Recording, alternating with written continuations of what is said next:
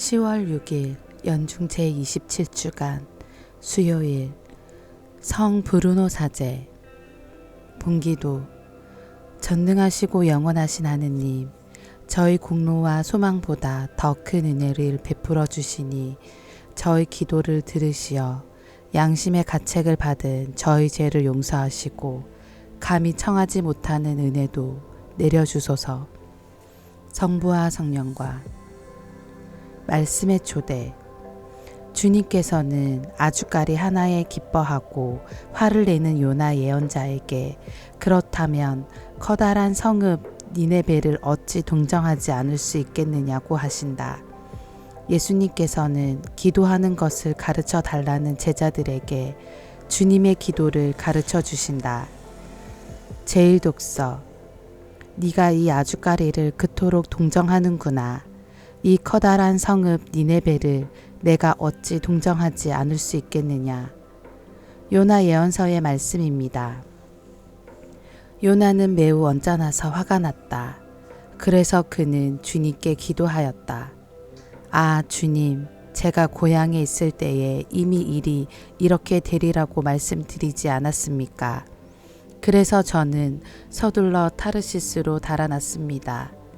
저는 당신께서 자비하시고 너그러우신 하느님이시며 분노에 더디시고 자애가 크시며 벌하시다가도 쉬이 마음을 돌리시는 분이시라는 것을 알고 있습니다.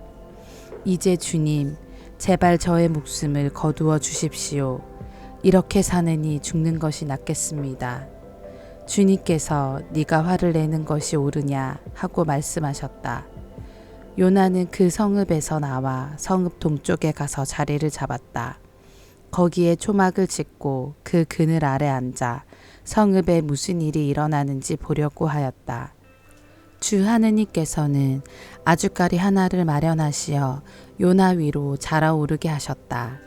그러자 아주까리가 요나 머리 위로 그늘을 드리워 그를 고통스러운 더위에서 구해주었다.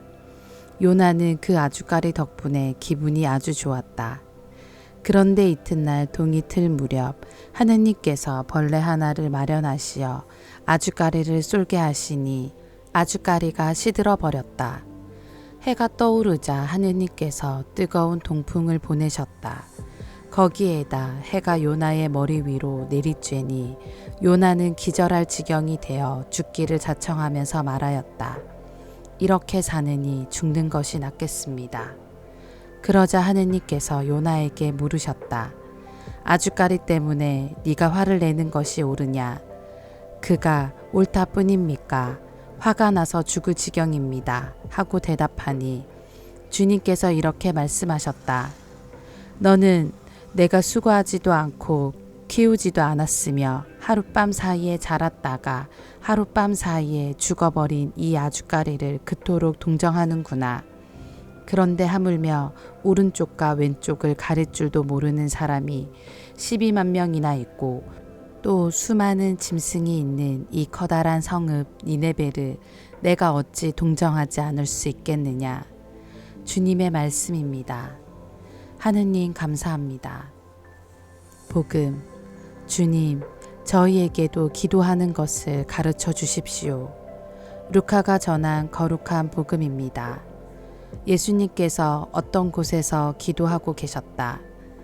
그분께서 기도를 마치시자 제자들 가운데 어떤 사람이 주님, 요한이 자기 제자들에게 가르쳐 준 것처럼 저희에게도 기도하는 것을 가르쳐 주십시오 하고 말하였다. 예수님께서 그들에게 이르셨다. 너희는 기도할 때 이렇게 하여라. 아버지, 아버지의 이름을 거룩히 드러내시며 아버지의 나라가 오게 하소서. 날마다 저희에게 일용할 양식을 주시고 저희에게 잘못한 모든 일을 저희도 용서하오니 저희의 죄를 용서하시고 저희를 유혹에 빠지지 않게 하소서. 주님의 말씀입니다. 그리스도님 찬미합니다. 오늘의 묵상. 우리는 지난 월요일부터 제1독서를 통하여 요나 예언서의 말씀을 들었습니다. 요나서는 다른 예언서들과는 달리 이야기 형식으로 되어 있으며 요나 예언자의 모습도 여느 예언자들과 매우 다른 모습을 보입니다. 다른 예언서에 등장하는 예언자들은 하느님의 부르심을 거부하지 않고 백성에게 하느님 말씀을 전하였지만 백성은 그들의 선포를 귀 기울여 듣지 않았고 오히려 탄압하였습니다.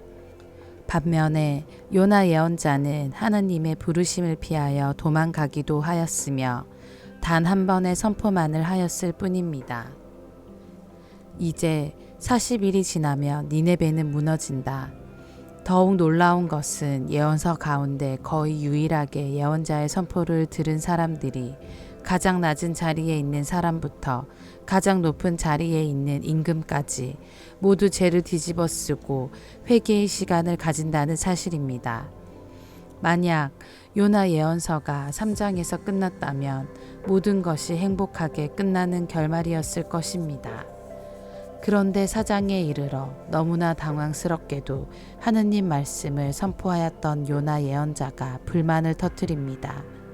회개한 니네베 사람들도 그들에게 자비를 베푸시는 하느님도 마음에 들지 않아 투정을 부리는 요나 예언자의 모습이 오늘 제1독서에서 그려집니다. 이 이야기에서는 이스라엘 사람들의 선민의식과 하느님 구원의 보편성이 충돌합니다.